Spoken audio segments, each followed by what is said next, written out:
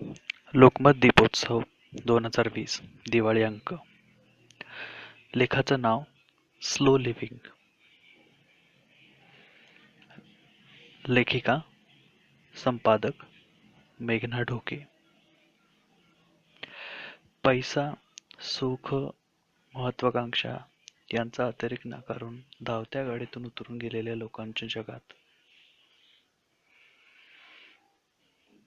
स्वप्न आणि महत्वाकांक्षांच्या मागे सुसाट धावत सुटलेल्या गाडीतून आता मी उतरणार असं म्हणतात काही लोक.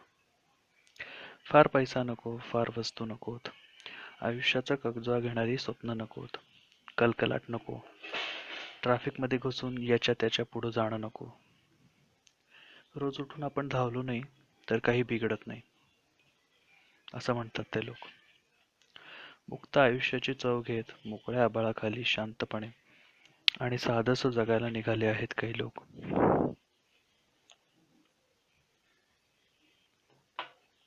शोलेअर्ड हे एका जपानी अत्तराच्या ब्रँडचं नाव आहे.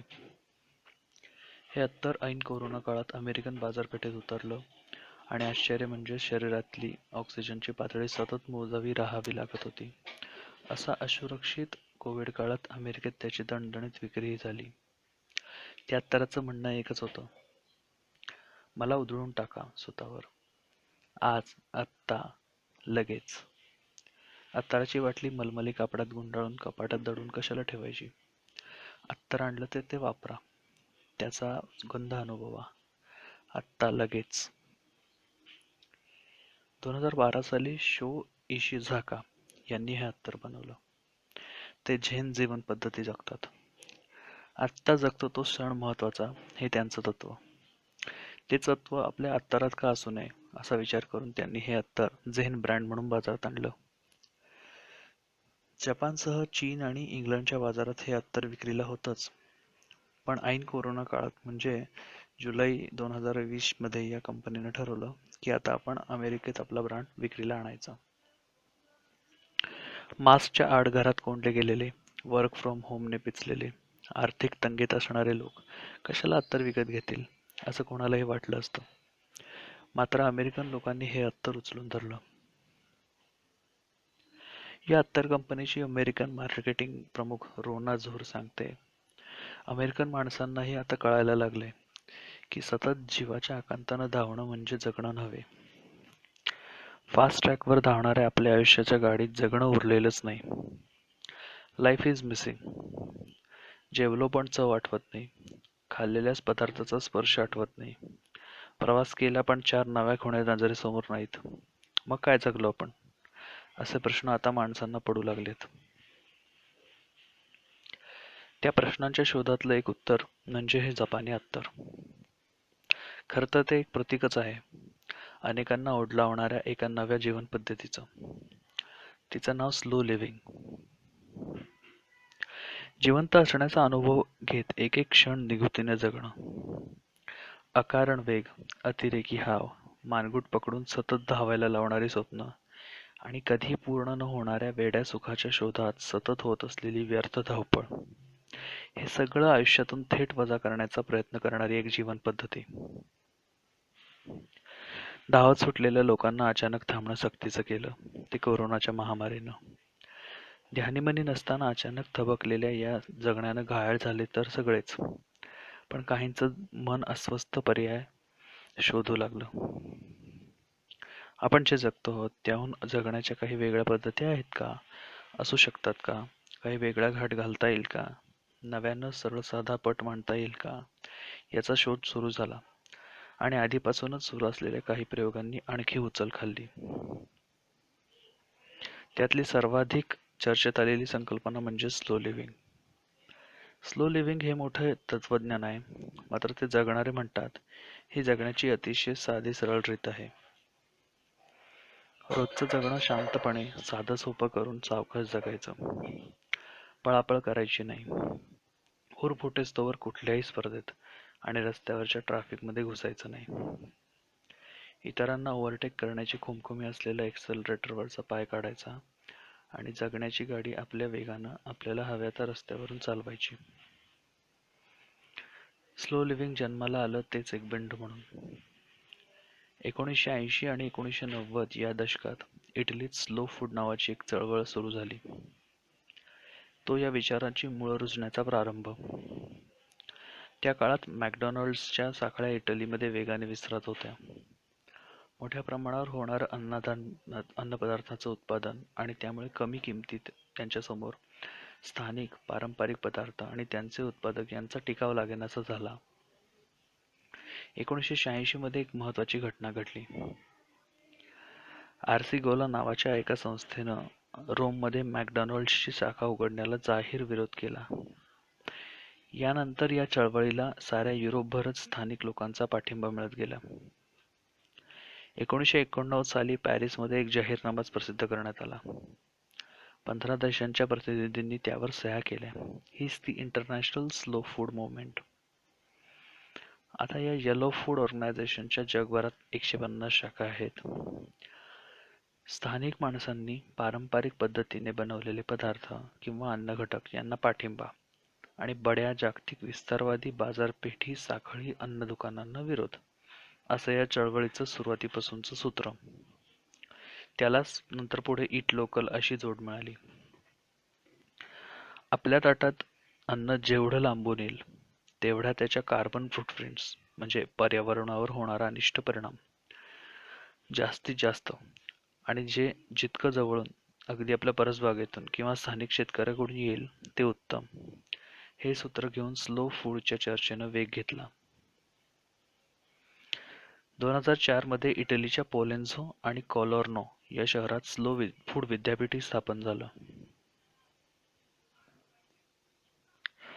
2020 उजाडता उजाडता स्लो फूड बरोबरच स्लो लिव्हिंगचे पाठीराखेही जगभर वाढत गेले. कोरोना टाळेबंदीच्या काळात गुगलवर सर्वाधिक सर्च झालेल्या संकल्पनांपैकी एक होती स्लो लिव्हिंग. जागतिकीकरणाआधीपासूनच श्रीमंती आणि स्वास्थ्य अनुभवलेल्या बलिष्ठ देशातील लोकांसह अगदी नव्यानं मानभर काढणाऱ्या विकसनशील जगात ही स्लो लिव्हिंग ही जीवनशैली आता चर्चेत आहे. विशेषतः बाजारपेठी रेटा जिथं वाढला, उपभोगवाद आणि पैसा यातच सुखाचं मोजमाप होऊ लागलं, तिथं तिथं ही जीवन प्रणाली पर्याय म्हणून रुजू लागली. हॅपीनेस बिफोर इकॉनॉमिक इफिशियन्सी हे या जीवनशैलीचं मुख्य सूत्र. भौतिक आर्थिक सोबतता नसेल तर तुम्हाला आनंदी राहण्याचा अधिकारच नाही, हा बाजारपेठेचा मूलमंत्रच ही जीवनशैली नाकारते. युरोपात या जीवनशैलीचा प्रसार होण्यापूर्वी भौतिक प्रगती, सुबत्ता यासाठी प्रचंड वेगाने धावणाऱ्या जपाननं या विचाराभोवती एक अख्खं शहर वसवलं. त्याचं नाव काकेगवा. जपानमधल्या शिझुओका प्रांतातलं हे शहर. या शहरानं स्वतःची ओळख स्लो सिटी अशी जाहीर केली. 1979 त्या काळात साऱ्या जपानमध्येच तेज, स्वस्त, सोयीच्या, सुखासीन आणि प्रगतिशील आयुष्याची आस होती. या मार्गाने गेलं तर आर्थिक सुबत्ता चटकन मिळेल अशी शक्यता दिसत होती. मात्र बहुसंख्यांनी हाच यांत्रिक मार्ग पत्करला तर मानवी जगण्यातली सहजता आणि निखळ आनंद कमी होईल, पर्यावरणाचाही ऱ्हास होईल अशी चर्चा दुसरीकडे फेर धरू लागली होती. जपानच्या काकेगवा शहरानं त्याकाळी स्वतःहून जाहीर केलं, या फास्ट वाटेवर आम्ही नाही. आम्ही मानवी विकास, शांतपणे जगण्याची रीत आणि चुकतमाकत शिकण्याचा मार्ग स्वीकारत आहोत. आम्ही एक स्लो सिटी आहोत. पुढे 21 वर्ष हे शहर शांतपणे जगत राहिलं. आपण जगण्याच्या स्पर्धेत मागं तरी पडलो नाही ना, असं भय या शहरातल्या काहींना वाटत होतं. तर काहींचं म्हणणं होतं की आपल्या शहराचा मूळ स्वभाव सोडून आता माणसं धावत सुटली आहेत, हे काही बरं नव्हे.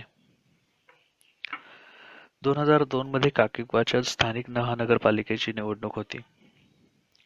तत्कालीन महापौर जुनिची शिनमुरा यांनी स्लो लाईफ या एकाच मूल्याभोवती निवडणूक लढवली. आपलं शहर त्याच शाश्वत मार्गाने प्रवास करेल असं जाहीर केलं आणि त्या बळावर ते निवडणूक पुन्हा जिंकले. त्यानंतर या शहरानं पुन्हा आपला एक जाहीरनामा प्रसिद्ध केला. त्यात ते म्हणतात की स्लो लाईफ हे सूत्र तर आपण स्वीकारलंच, पण त्यासोबतच शांत, निवांत आणि सुखकर जगण्याकडे आपला प्रवास होणं आवश्यक आहे. प्रचंड उत्पादन आणि प्रचंड उपभोग या दोन्ही भोवती फिरणारं आयुष्य सोडून जगण्यातले नितळ लहान सहान आनंदही भरभरून जगणारा समाज या दिशेनं आम्हाला आता प्रवास करायचा आहे. माणसाचं सरासरी वय 80 वर्षे आहे. त्यातील 40 वर्षे माणूस कार्यक्षम असतो, पैसे कमावण्यासाठी श्रम करतो. हे गृहीत धरलं तर साधारणपणे 70,000 तास तो राबत असतो. उरलेले 6,30,000 तास खाणं, अभ्यास, आराम यांवर खर्च होतात. झोपेचा वेळही त्यातच मोजा. पण आपलं सारं आयुष्य आपण बेततो ते आपण जे 70,000 तास काम करतो त्यावर. सगळी सुखदुःख त्याच ठराविक कंपनीच्या पायी निष्ठा वाहून आपण आपला सारा आनंदही त्या कामाच्याच पायाशी बांधून घालतो. उरलेल्या मानवी तासांचा काही विचारच केला जात नाही. मात्र जगताना आनंद आणि मनःशांती हवी असेल तर काम करण्याच्या तासांपलीकडे उरलेल्या तासांवर फोकस करत आपलं आयुष्य बेतावं लागेल. आनंदानं जगण्याचा तोच एक मार्ग आहे. हा जाहीरनामा काढून काकेगवा शहर थांबलं नाही तर स्लो लिव्हिंगसाठी महत्त्वाचे असे 8 रस्तेही या शहरानं जाहीर केले. 1. Slow walking. या शहरात चालत जाण्याला महत्त्व आहे. जरा सावकाश जाऊ, पण चालत जाऊ. रस्त्यावरची वाहतूक वाढवणार नाही. 2. Slow wear. स्थानिक कपड्याचे, स्थानिक बनावटीचे, शक्यतो हातानं बनवलेले कपडे घालू. मोजके कपडे वापरू. 3. Slow food. स्थानिक पारंपरिक खाद्यपदार्थ, अन्न, धान्य, सण समारंभ यांचा स्वीकार करू. 4. Slow house. लाकूड, बांबू यांसह पारंपरिक वास्तुरचना आणि वास्तुबांधणी यांचा स्वीकार करू, सन्मान करू. 5. Slow industry. स्थानिक पर्यावरणाचा मान राखून त्याचा नाश होणार नाही याची काळजी घेऊनच उद्योगांचा विस्तार करू. 6. Slow education. प्रगती पुस्तकावर किती गुण मिळाले याचा विचार न करता छंद, कला, क्रीडा, परस्पर स्नेह यात मुलांनी किती प्रगती केली हे पाहू. शिक्षण ही उन्नत होण्याची प्रक्रिया मानून त्या शिकवण्यावर भर देऊ. 7. Slow ageing. वय वाढणारच, ते न लपवता सन्मानानं, आत्मनिर्भर, निरोगी आणि स्वतंत्र आयुष्य कसं जगता येईल याचं नियोजन करून तसं जगू. 8. Slow life. निसर्गस्नेही, विविध ऊर्जा स्रोतांचं रक्षण करत वर्तमानात जगण्याची आणि वर्तमानातले आनंद वेचून परिपूर्ण आयुष्य जगण्याची रीत अंगी बाणवू. काकेगवा शहरानं प्रसिद्ध केलेली ही अष्टसूत्री स्लो लिव्हिंग या जीवनशैलीचा सम्यक विचारच मांडते. साधारण त्याच काळापासून म्हणजे 2000 नंतर जग जागतिकीकरण आणि उपभोगवाद यांचं एक चक्र पूर्ण करून आल्यानंतर या पर्यायी जीवनशैलीचा विचार विशेषतः प्रगत राष्ट्रात होऊ लागला. भरपूर पैसे, मोठी कार, मोठं घर हे स्वप्न जीवाच्या आकांतानं धावून पूर्ण केलं तरी सुखाचं आणि समाधानाचं तर काही हातावर बसायला तयार नाही. वकवक आणि अधुरेपण संपत नाही. हे अनुभवातून समजलेल्या प्रगत राष्ट्रातल्या पिढ्यांनी पर्यायांचा शोध सुरू केला. 24 जुलै 2003 मध्ये जपानमधील जिफू शहरात स्लो लिव्हिंग परिषद पार पाडली. जपानमधल्या 15 महानगरपालिका यात सहभागी झाल्या आणि त्यांनी आपापल्या शहरातील नागरिकांसाठी स्लो लाईफ जीवनशैलीचा स्वीकार करण्याचं ठरवलं, ज्यातून लोक आपलं आयुष्य भरभरून जगू शकतील. इटलीत जन्माला आलेली स्लो फूड चळवळ जपानभर फार पटकन पसरली. त्याचं कारण जपानी माणसानं वेगवान आर्थिक भरभराट अनुभवली, मात्र त्याच वेगानं 2004च्या आसपास आलेल्या आर्थिक मंदीचा तडाखाही सोसला. केवळ स्पर्धा, पैसा, करिअर यांवर बेतलेलं आपलं आयुष्य हा पालापाचोळा आहे. ते वावटळीत चटकन अस्थिर होतं. त्याहून स्थिर, शाश्वत अशी जगण्याची रीत शोधावी लागेल. हे आर्थिक मंदीतून गेलेल्या जपानमधल्या बहुसंख्यांनी अनुभवलं. टेक इट इझी नावाची एक नवीन चळवळ जपानमध्ये याच काळात गाजली. जपानच्या पर्यावरण मंत्रालयानं तर स्लो लाईफ या विषयावर एक श्वेतपत्रिकाही प्रसिद्ध केली. जपानमध्ये त्यापूर्वी एक संकल्पना होती, गांबारू, म्हणजे मी विलक्षण मेहनत करेन, आणि गांबारे म्हणजे तुम्हीही कठोर मेहनत करा. त्याउलट जाऊन या काळात एक नवीन संकल्पना रुजू लागली, गांबरानाई, म्हणजे टेक इट इझी, जरा सावकाश घ्या. अशी ही सावकाश जीवनशैली काही दशकांचा प्रवास करून आरामात प्रगत देशात पसरत राहिली. तिचे पाठीराखे मंद गतीने का होईना वाढत राहिले. अर्थात प्रगती नावाच्या वेगवान रस्त्यावर पाऊलच न टाकू शकलेले आणि मागेच राहून गेलेले लाखो लोक जगभरात आहेत, ज्यांचे भुकेचे प्रश्न अजून सुटलेले नाहीत. त्यांना टेक इट इझी सांगणं म्हणजे चेष्टाच नव्हे का? अशा शब्दात या विचारावर टीका होत राहिली.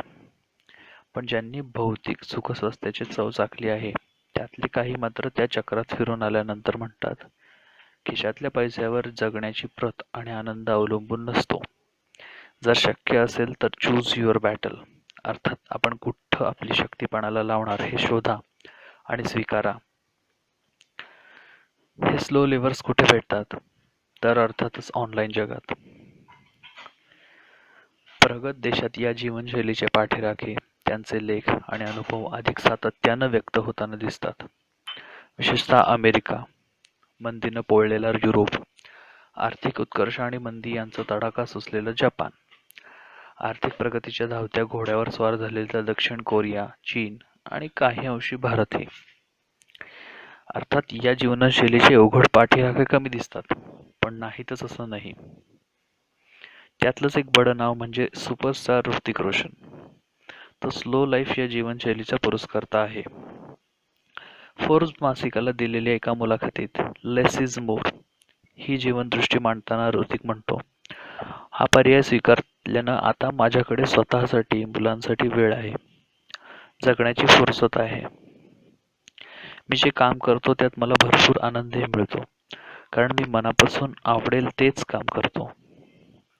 त्यानं अलीकडे सिनेमेही अगदी थोडे केले आहेत. हाही त्यानं विचारपूर्वक घेतलेला निर्णय आहे. त्याबद्दल तो सांगतो, माझ्याकडे आत्ता जे आहे ते पुरेसं आहे. आता तरी मी माझं काम आणखी पैसे कमावण्यासाठी नाही, तर ते काम करून मजा येते म्हणून करायला हवं. मी तेच करतो. कामाचा ताण नाही तर कामात मजा, हे आता माझं सूत्र आहे. एका वेळी तुम्ही एकच गोष्ट करत असाल, पण ती अशी करा की 10 गोष्टी करण्याची मजा तर त्यात येईलच, पण 10 गोष्टी करून जे साधणार नाही तेही एक गोष्ट करेल.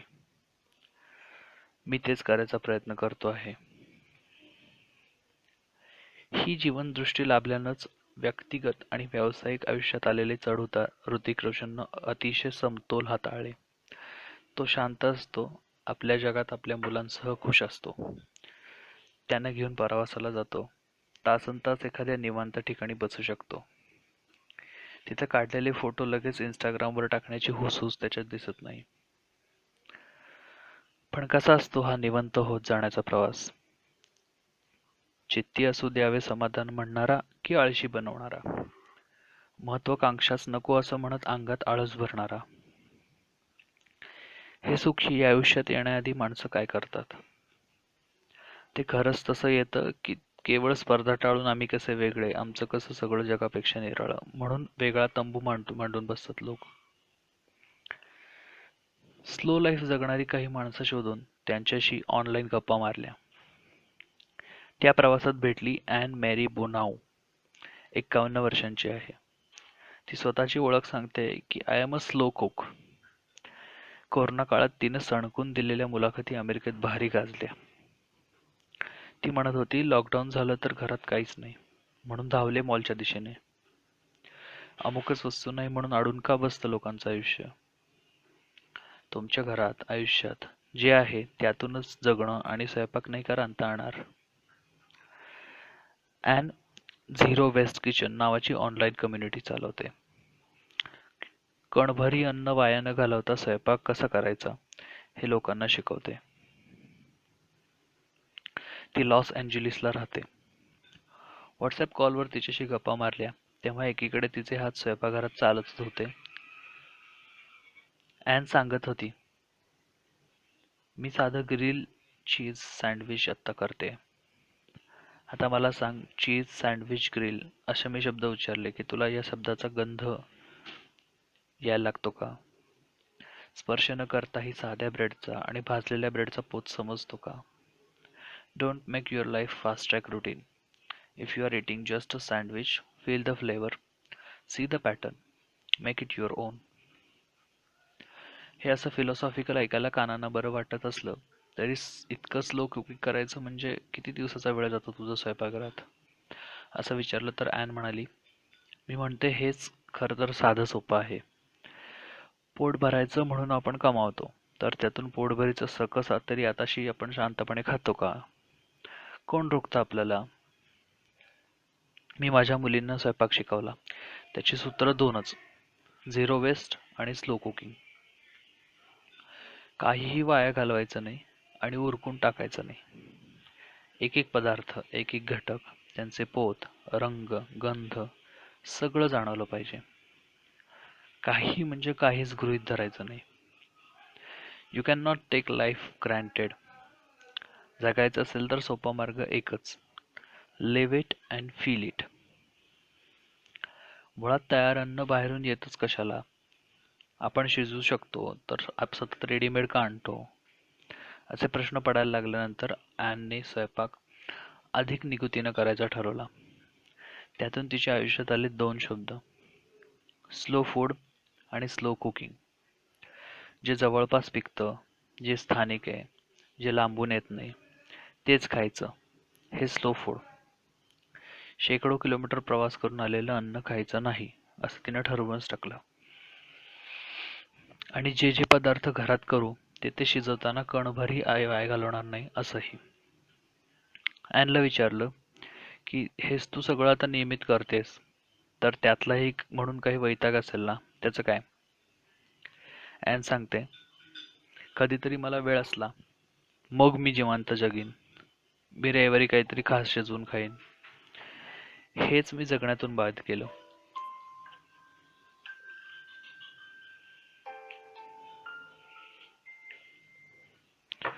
काम रोजचं असेल, पण ते मला मिनिंगफुल वाटलं पाहिजे, व्यर्थ नव्हे. दर श्वासागणिक कमावलेला एक एक क्षण पोकळ व्यर्थ असला तर जगणं खुळखुळा नाही का होणार? तुम्ही वर्तमानपत्रात येत्या जात्या श्वासासोबत असलं पाहिजे. पुढल्या श्वासासाठी खास तयारी केली पाहिजे. Food makes you happy. त्यामुळे आनंद शोधायचा असेल तर तो रोजच्या शांत स्वयंपाकातही सापडतो. जेव्हापासून मला हे जमलं तेव्हापासून मी जे आहे त्यात आनंदी आहे. डायनिंग टेबलवर बसलेली ॲन सांगत होती. ती म्हणते, स्वयंपाकघरात वेळ जातो हेच मनातून काढून टाका. तिथला एक एक क्षण जगायचा सराव तर करा. Practice to live. श्वास घेण्या इतकं सोपं आहे ते, आणि अनिश्चितही. अर्थात ॲन हा काही अपवाद नाही. स्लो फूड आणि स्लो कुकिंग ही चळवळ आता मूळ धरू लागली आहे. जगभरात त्याचे पाठीराखेही खूप आहेत. ज्यांना पूर्णतः स्लो लिव्हिंग या विचारधारेवर आयुष्य बेतता येत नाही, किंवा ज्यांनी नुकतीच सुरुवात केली आहे, ते या स्लो फूडनी सुरुवात करतात. कारण स्थानिक, पारंपरिक खाणं हे तुलनेनं सोपं आणि स्वस्तही आहे. आपल्या पानात 2 वेळा काय असेल, ते कसं दिसेल, इथून जगणं प्लॅन करत सतत वर्तमानात जगण्याची एक सक्ती या पद्धतीत दिसते. मात्र स्वतःला असं वर्तमानात सतर्क ठेवणं सोपं कसं असेल? प्रॉब्लेम तर इथेही असतीलच. रेनाटाला भेटा. ती म्हणते, नो प्रॉब्लेम इन इंडिया. तमिळनाडूतल्या एका खेड्यात राहणारी एक स्पॅनिश तरुणी. श्रीधरशी लग्न करून ती भारतात आली, भारतीय झाली. दोघेही आयटीत होते. बंगळुरूला, लंडनला, पुण्याला राहिले. पैसा चिक्कार कमावला. आठवडाभर बनण्याचं हाय प्रेशर काम, आठवड्याच्या शेवटी ट्रेकिंग, असा त्यांचा जीवनक्रम होता. मग दोघांनी लग्न केलं. 2 मुलं झाली. तरीही जीवनक्रम तोच. शहरं बदलली, रुटीन बदललं नाही. एका टप्प्यावर त्या दोघांनाही वाटू लागलं हे जे काही आपण जगतोय तेच तसंच आपल्याला जगायचं होतं का? मुलं 6-7 वर्षांची झाली, त्यांच्यासाठी आपल्याला वेळ नाही. कशासाठीच वेळ नाही. आयुष्यात फक्त एक शब्द ओठांवर आहे, तो म्हणजे नो, नॉट नाव. पण मग नॉट नाव तर कधी? या प्रश्नाचं उत्तर आमच्याकडेच नव्हतं. श्रीधर सांगतो. तो म्हणतो, आम्ही दोघांनी स्लो डाऊन करायचं ठरवलं. तसं केलंही. पण आम्ही मोठ्या शहरात फ्लॅटच्या चौकोनात राहत होतो. मुलांना सतत म्हणायचो, ओरडू नका, आता खेळू नका, आता दंगा करू नका. आणि स्वतःलाही तेच सांगायचो, की आता हे नको, आता आराम नको, आता घरातली कामं नकोत, आता मुलांना वेळ नको. कारण आमच्या ऑफिसचं दावणीला बांधलेलं काम. ते काम मला आवडत नव्हतं असं नाही. मात्र सक्तीने 24 तास त्याला बांधलेलं असणं आम्हाला काचायला लागलं होतं. पहिल्या टप्प्यात रेनेटानंच जॉब सोडला. मात्र जगण्यात फारसा काही बदल झाला नाही. आयुष्य सुंदर आहे, मुलं मोठी होत आहेत, आपल्या गरजा भागवेल इतपत पैसा आपल्याकडे आहे. मग जगण्यातला नकार होकारात कसा बदलायचा हा प्रश्न होता. मग मी रेनेटाशी बोलून ठरवलं की शहरातलं आयुष्य सोडायचं आणि आपण गावी जाऊन राहायचं.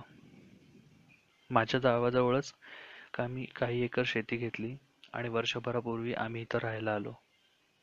आम्ही शेतावरचं स्लो लाईफ स्वीकारलं. अर्थात ही एक दीर्घ प्रक्रिया होती.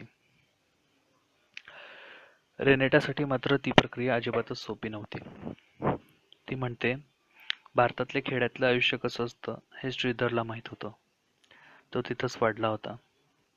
मी मात्र मुळात लग्न करून नवा देश, नवीन संस्कृती स्वीकारली. शहरात होतो तोवर फार टोकाचे बदल जाणवले नाहीत. आणि दोन वेगळ्या संस्कृतीत आपण जगणार म्हणजे काही गोष्टी अनपेक्षित असतील, नव्यानं स्वीकाराव्या लागतील, हे मी गृहीत धरलं होतं. मात्र दक्षिण भारतातलं वातावरण, तापमान इथपासून सगळं माझ्यासाठी नवीन होतं. वाटेल तेव्हा नातेवाईक शेजारी घरी येतात. आपल्या स्पेसचा काही विचार करत नाहीत. हेही विचित्र वाटत होतं. मात्र अगदी हळूहळू इथलं आयुष्य आम्ही विणायला घेतलं. मुलं हवं तेव्हा बाहेर खेळायची, मातीत खेळायची. हायजीन आणि संसर्ग याची तर काहीच भीती नव्हती. आम्ही खऱ्या अर्थानं स्वतंत्र झालो. बाहेरच्या जगावरचं अवलंबित्व संपलं. त्यानंतर रेनेटाने एक ब्लॉग सुरू केला. त्याचं नाव नो प्रॉब्लेम इन इंडिया. ती म्हणते, फार प्रश्नकेंद्री आयुष्य जगतो आपण. आम्ही उत्तर केंद्रीय आयुष्य जगायचा, जरा निवांत जगण्याचा विचार केला. अडचणी तर येतातच, पण दिवसातून किती वेळा आपल्या चेहऱ्यावर हसू फुलतं हे माझ्या दृष्टीनं अतिशय महत्त्वाचं आहे. जगण्यात सतत प्रसन्न हसू असणं ही आमची नवीन कमाई आहे. त्यासाठी रेनेटा आणि श्रीधर आपल्या शेतावर पूर्ण अन्न स्वायत्तता मिळाव्या असा प्रयत्न करत आहेत.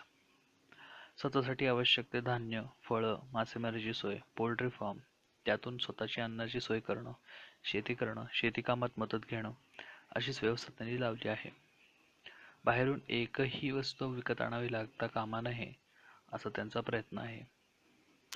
श्रीधर म्हणतो, ज्या मध्यमवर्गीय चौकटीत मी वाढलो त्यात हा विचार, हे आयुष्य पडणं कठीणच आहे. हे मला कळतं.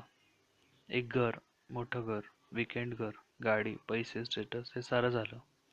पण त्यात जगणं नाही सापडलं मला. आता आम्हाला जगणं गवसलं आहे. त्याचा हात सोडायचा नाही. उलट जास्त शांतपणे, आपल्या वेगानं आणि सुखात जगायचं असं आम्ही ठरवलं आहे.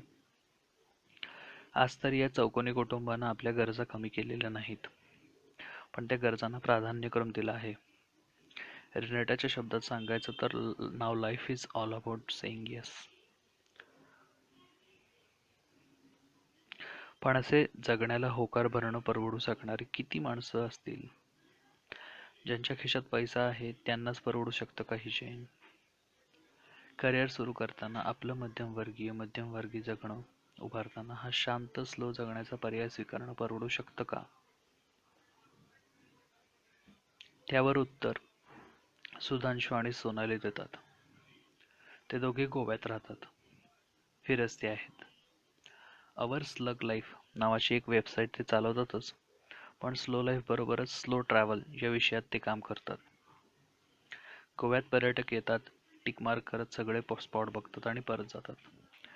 पण त्या प्रवासात त्यांना गोवा भेटतोच असं नाही. तेच अन्य प्रवासाचं आणि जगण्याचंही.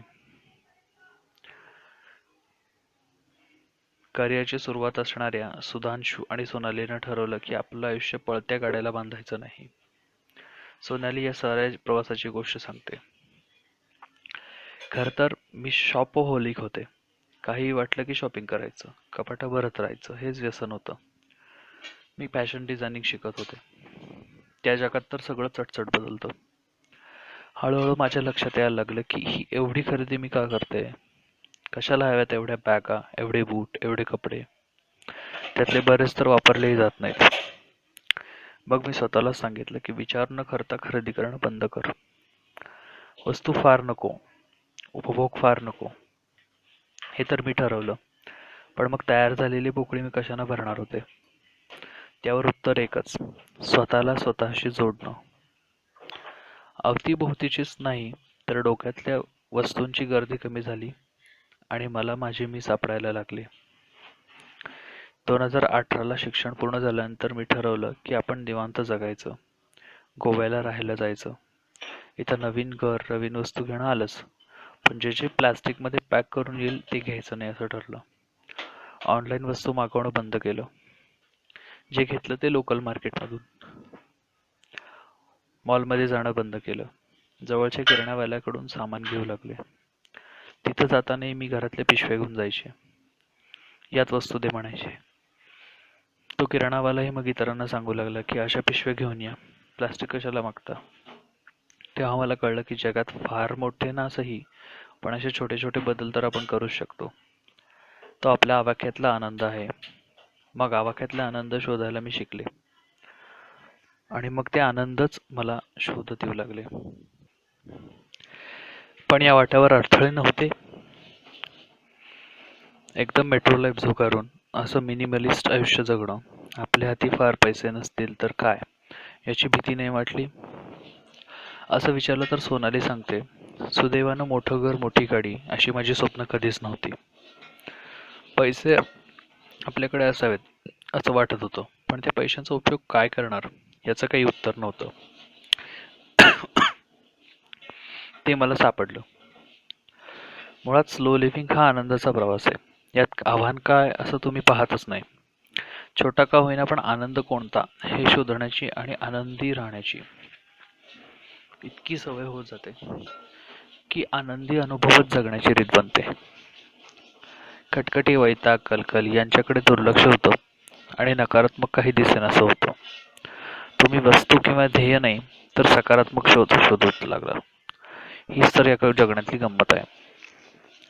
सोनाली आणि सुधांशू यांना ती गंमत सापडली आहे. ते दोघे आता पैशासाठी नाही तर या सकारात्मक अनुभवांसाठी काम करतात. आनंदाची वाट चालणं हे त्यांनी जगणं म्हणून स्वीकारलं आहे, ध्येय म्हणून नाही. अशी अनेक उदाहरणं सांगता येतील, देशातलीही आणि विदेशातलीही. आता स्लो ट्रॅव्हलर नावाचा एक नवीन वर्ग उदयाला येत आहे. जगभर भारतीयांची ख्याती अशी की हे लोक 10 दिवसात 14 देश फिरून येतात. सगळा टिकमार्क प्रवास. एका जागी थांबून तिथल्या हवेत दीर्घ श्वास घ्यावा इतपत फुरसतही त्यांना या प्रवास आणि पर्यटन कंपन्या देत नाहीत. आता मात्र हे चित्र बदलेल. कोविड काळानंतर तर अधिकच बदलेल. येत्या काळात स्लो ट्रॅव्हल ही भारतीयांच्या प्रवासाची कल्पना असेल, असे या क्षेत्रातले तज्ज्ञ सांगतात. स्लो ट्रॅव्हल म्हणजे काय? तर एका ठिकाणी शांतपणे जाऊन राहणं, वाटेल तेव्हा वाटेल तिथे फिरणं, स्थानिक पदार्थ खाणं, सण उत्सव अनुभवणं, त्या शहराचा, माणसांचा अनुभव घेणं, तिथल्या हवेत काही काळ जगणं, पर्यटक न होता प्रवासी बनणं. असे अनेक स्लो ट्रॅव्हलर्स आपले अनुभव आपले ब्लॉग्स सोशल मीडियावर लिहितात. त्यातले आनंद सांगतात, अडचणी सांगतात, स्वस्तातल्या बजेट हॉटेल्समध्ये कसं राहता येतं, काय खाता येतं याची माहिती देतात. प्रवासातून आनंदासह अनुभवाची कमाई कशी करता येईल याचा विचार करून शांतपणे फिरतात. राजस्थानातल्या भिलवाडा गावात राहुल करणपुरिया राहतो. त्यानं MBA अर्धवट सोडलं कारण मुक्त फिरण्याचं आणि फिरण्याचे अनुभव जमवण्याचा वेळ त्याला शांत बसू देत नव्हतं. तो राजस्थानात परत आला. तिथं तो आता एक ट्रॅव्हलर्स युनिव्हर्सिटी चालवतो. तोच त्याचा आता व्यवसायही आहे. राजस्थान ते केरळ या मार्गावर लोकांना सायकल प्रवासाला घेऊन जाणं, राजस्थान शांतपणे दाखवणं, तिथल्या लोकजीवनाचा अनुभव देणं असे अनेक पर्याय तो स्लो ट्रॅव्हलर्स पुढे ठेवतो. शांतपणे या प्रवासात काय काय करता येईल याची यादीही देतो. राहुल सांगतो, जगणं हा एक प्रवासच आहे, शांतपणे आनंदानं करण्याचा. नुसतं पळत राहून काय दिसतं, काय समजतं या प्रवासात. तुम्ही जिथं जाता तिथल्या जगण्याचा एक कवडसा जर सोबत येत नसेल तर उपयोग काय प्रवास करू. आता स्लो ट्रॅव्हलिंग हाच त्याचा व्यवसायही आहे आणि जगण्याची रीतही. मात्र ज्याची चलती त्याची विक्री हे सूत्र इथेही लागू होणारच नाही कशावरून, शंकेला वाव आहे. या साऱ्यात एका शहरांचाही एक नवा चेहरा समोर येत आहे. त्याला म्हणतात स्लो सिटी. येत्या काळात काही शहरं स्वतःहून घोषित करतील की आम्ही स्लो सिटी आहोत. आमच्याकडे मोठ्या कंपन्या नाहीत, मोठी वाहतूक व्यवस्था नाही, पण आमचं हवा पाणी उत्तम आहे. आमच्याकडे पायाभूत सुविधा म्हणजे वीज आणि इंटरनेट आहे, पाणी आहे. जपानी शहराने स्वतःला स्लो सिटी म्हटलं तेव्हा जगात अनेकांना त्याचा हसू आलं होतं. कारण स्लो म्हणजे मंद, मंद म्हणजे मठ्ठ अशी गणितं मनात घेऊन जगणारा मानवी समाज. तोवर फास्ट म्हणजे प्रगती आणि तीच जगण्याची एकमेव रीत म्हणत महानगरांच्या दिशेने धावू लागला. जगातली सर्व महानगरं माणसांच्या गर्दीने तुंबलेली असली आणि तिथलं जगणं कितीही सुरक्षित आणि दमछाक करणारं असलं तरी महत्वाकांक्षा, आर्थिक विकास, कुछ करके दिखाने की जिद या साऱ्याला महानगरीय जगणं पोषक पूरक ठरतं. ते जगणं जात पात लिंग धर्म यांवरून भेद करत नाही, उलट कौशल्य आणि गुणवत्ता यांना प्रोत्साहन देत जगण्याला मोकळं आभाळ देतं. हे सारं आजही खरंच आहे. न्यूयॉर्क, मुंबई, बीजिंग, टोकियो या साऱ्या शहरांचे प्रश्न अकराळ विक्राळ असले तरीही एक छोटासा प्रवाहाविरुद्धचा ट्रेंड आता जगभर मूळ धरतो आहे. त्याचं नाव रिव्हर्स मायग्रेशन. म्हणजे लॉकडाऊनच्या काळात शहरांनी बाहेर हाकललेले भारतातले मजूर पायी चालत आपल्या आपल्या गावी परतले आणि व्यवस्थेचा तो क्रूर खेळ साऱ्या जगानं पाहिला. तसा रिव्हर्स मायग्रेशन नव्हे, हे आहे रिलोकेशन. म्हणजे स्वतःची महानगरात रुजू पाहणारी मुळं उपटून पुन्हा लहान शहरात जाणं, तिथं स्वतःला रुजवणं, शांत स्लो जगण्याची किंमत पैशात न मोजणं. कोरोना नंतरच्या जगात माणसं महानगरातून बाहेर पडून लहान शहरात, अगदी लहान गावातही पुन्हा राहायला जाण्याचा विचार करतील. त्यासाठी त्यांच्या हाताशी हव्या असलेल्या दोनच गोष्टी, एक म्हणजे वीज आणि दुसरं म्हणजे हायस्पीड इंटरनेट. ज्यांना ऑनलाईन काम करता येणं शक्य आहे ते अगदी लहानशा गावात राहूनही आपलं काम करू शकतात. मी कोरोना काळातल्या लॉकडाऊनमध्ये जगातनं अनुभवलं. वीज आणि हायस्पीड इंटरनेट या दोन गोष्टी असल्या की महानगरं, लहान शहरं आणि गावखेडं यांच्यातलं अंतरच पुसलं जातं आणि जगण्याचा पोत सुधारण्याची शक्यताही वाढतात. जर 2 तास प्रवासात जाणार नसतील, सायंकाळी 8च्या आत घरात येता येणार असेल, मोकळं मैदान, हवा, मुलांसोबत बागेत जाण्याची शक्यता, स्वतःसह कुटुंबासाठी वेळ हे सार जर लहान शहरात मिळत असेल तर 4 पैसे कमी देऊन आपलं काम छोट्या शहरातून करण्याची आता माणसांची तयारी आहे. हेच ते रिलोकेशन. नव्या ट्रेंडमध्ये आघाडीवर आहेत ते न्यूयॉर्कर्स.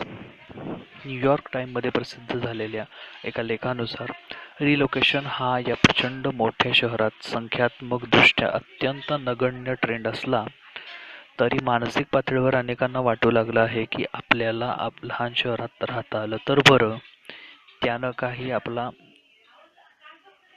त्यानं आपला नाही तर निदान कुटुंबाच्या जगण्याचा तरी पोत सुधारलेला असेल.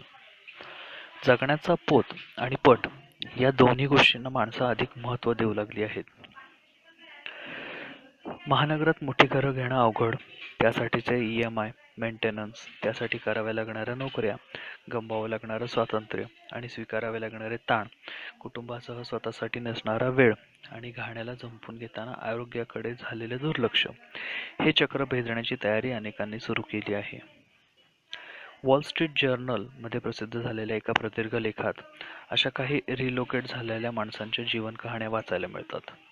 त्यातच एक आहेत 42 वर्षांचे पॉल ऑरिटो. पॉल सांगतात, मी कॉलेज ड्रॉपआउट होतो. त्यानंतर लहान सहान नोकऱ्या केल्या. मग ठरवलं आपलं शिक्षण पूर्ण करू. ते केलं.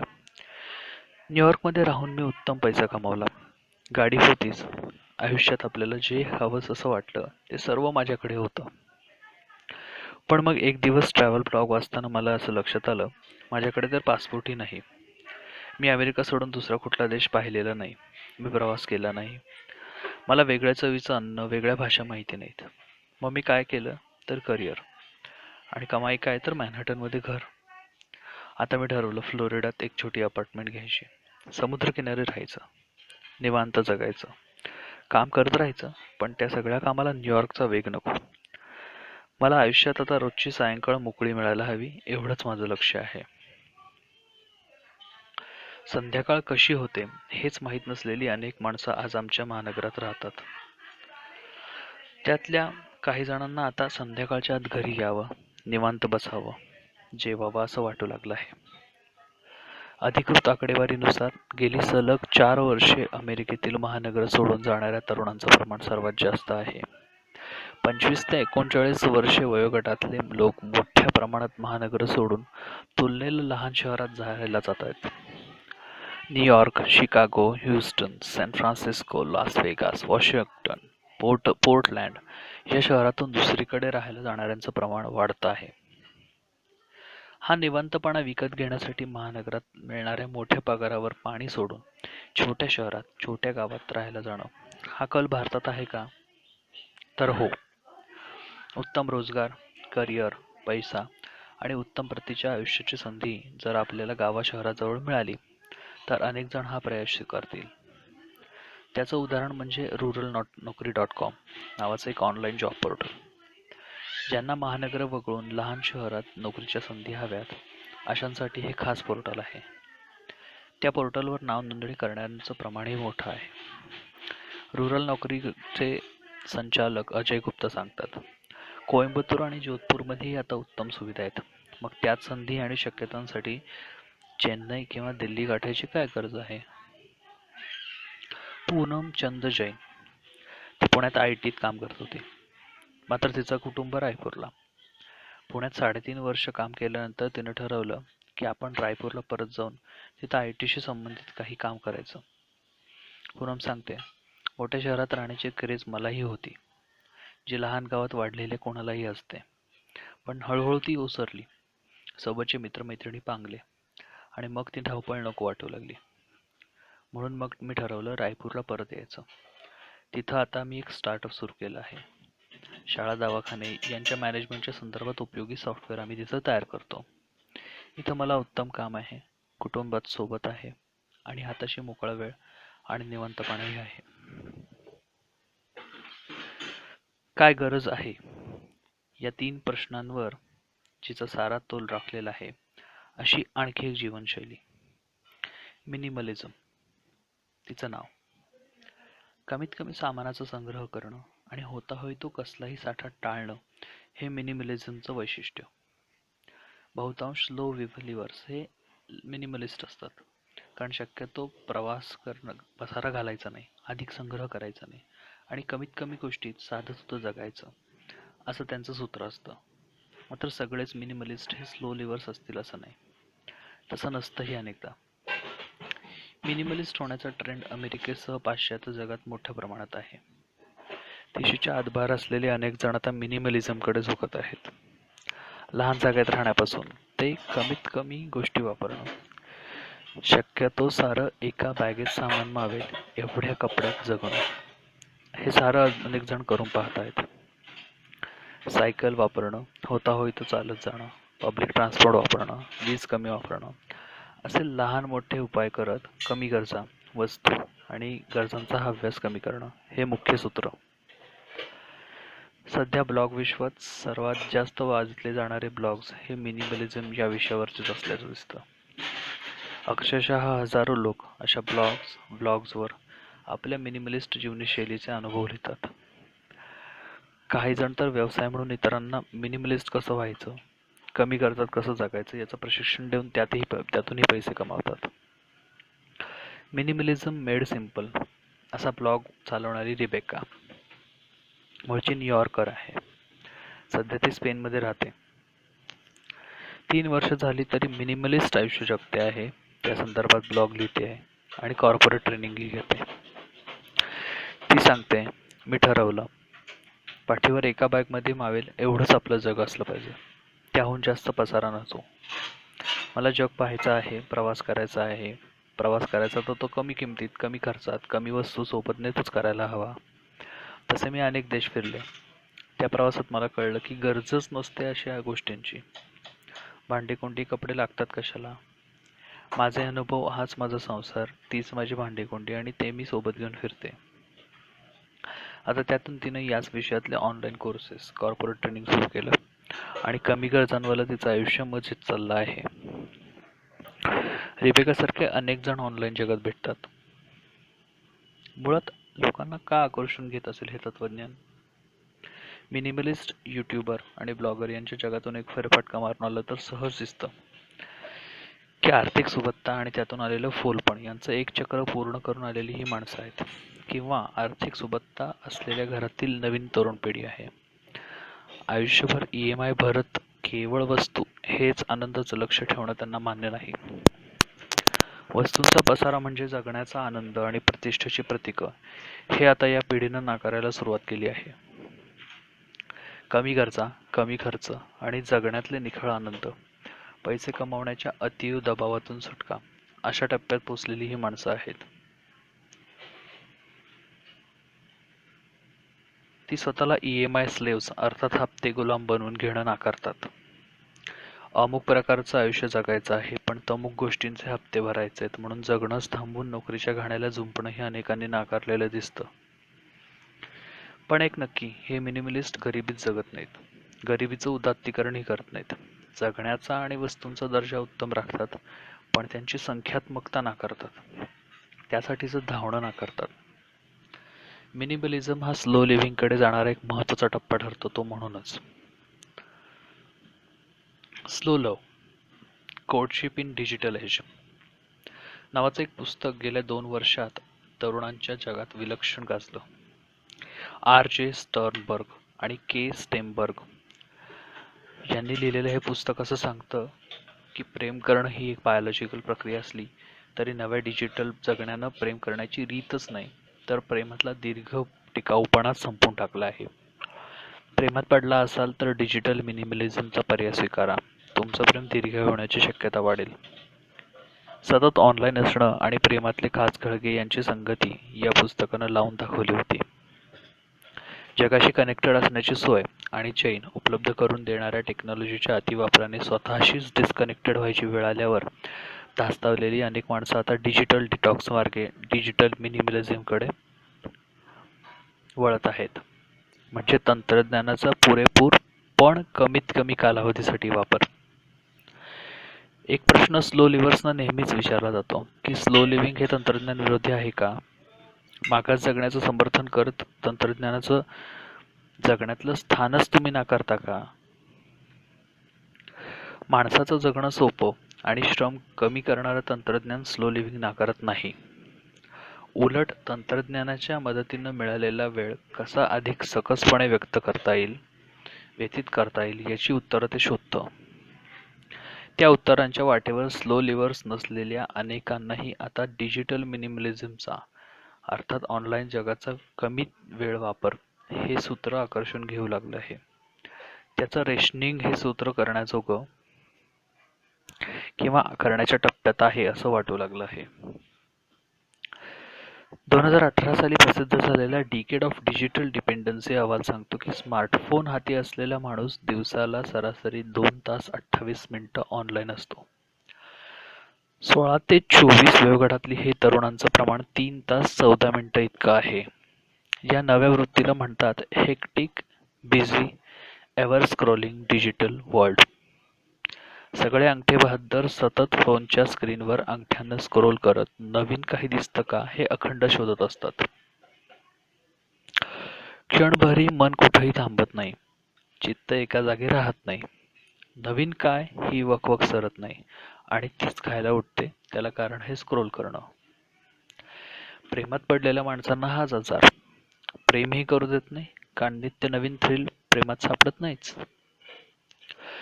म्हणून हातातला मोबाईल आता खाली ठेवणं हे आव्हान स्वीकारण्याची तयारी अनेक माणसांना आता दाखवू लागली आहेत.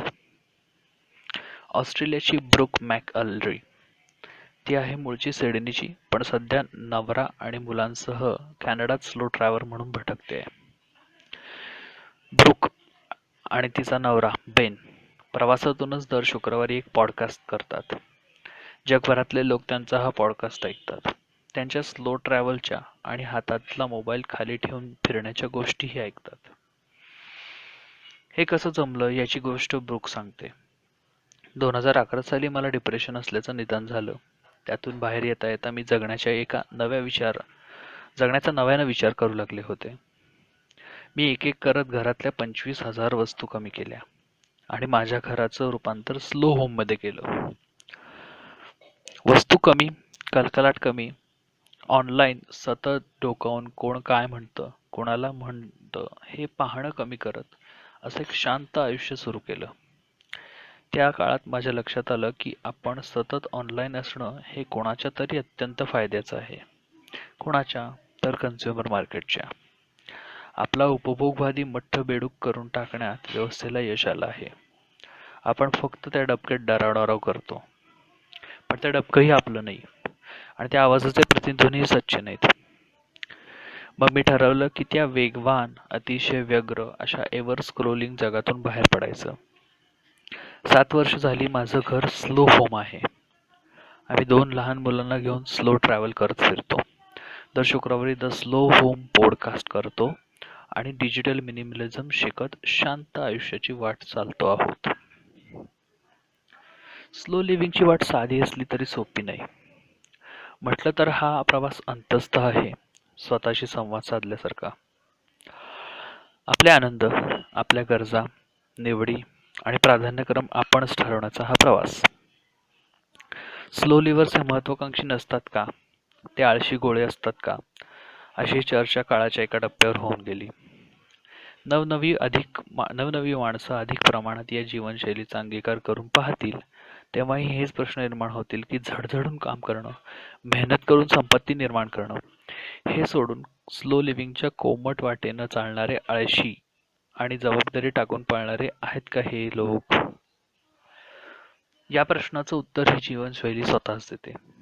स्लो लिव्हर्स आळशी नसतात, मात्र त्यांच्या महत्वाकांक्षा, त्यांची स्वप्न, शर्यती आणि स्पर्धा ते स्वतः ठरवतात. बाजारपेठी व्यवस्थेनं त्यांच्यावर लादलेली स्वप्न, अमुक म्हणजे यश, तमुक म्हणजेच श्रीमंत, या जुन्या धारणा भिरकावून देत ते वेगळ्या अर्थाने बंडच करत आहेत. जगण्याच्या मूलभूत गरजा भागतील इतपत पैसा गाठीशी असेल, तो कमावण्यासाठी कष्ट आणि कौशल्य असतील, तर त्यासह आहोत तिथं आनंदी राहण्याचा हक्क सगळ्यांना आहे असं मांडणारे हे तत्वज्ञान सांगतं, मनुष्य आनंदी आणि स्वतंत्रच जन्माला येतो. समाजाच्या व्यवस्था त्याला शाळेपासून लग्नापर्यंत आणि नोकरीपासून घराच्या कर्जापर्यंत कोंडून घालतात. चरकात घालून गुलाम बनवतात. ही गुलामी शांतपणे फेकून देऊन जगण्याचा पर्याय निवडणं म्हणजे स्लो लिव्हिंग. ते सगळ्यांनाच जमेल का? सरसकट सगळे स्वीकारतील अशी ही वाट आहे का? याची उत्तरं आज तरी कोणाकडेच नाहीत. पण एक मात्र खरं, कोरोनानं थांबणं भाग पडलं नसलं तर स्लो लिव्हिंग सारख्या अन्य पर्यायाकडे लक्ष जायला आणखी कितीतरी मैल पळत राहावं लागलं असतं आपल्याला आणि जगालाही. मेघना ढोपे, मुख्य उपसंपादक लोकमत समूह. मेघना ढोकेशी तुम्ही ईमेलद्वारे संपर्क साधू शकता आणि तुमच्या या स्लो लिव्हिंगच्या लेखावरच्या प्रतिक्रिया तिच्यापर्यंत पोहोचवू शकता. तिचा जीमेल आय डी आहे meghana.dhoke@lokmat.com.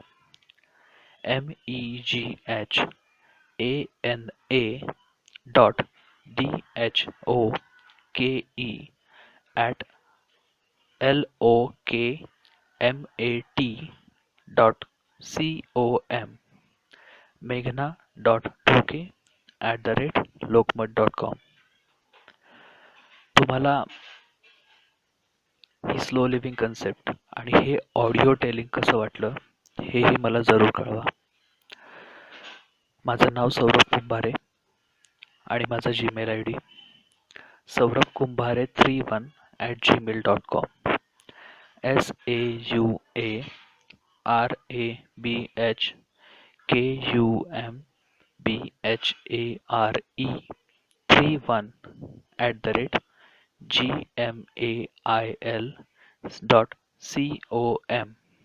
saurabkumbhare31@gmail.com. 10 डिसेंबर 2020. धन्यवाद.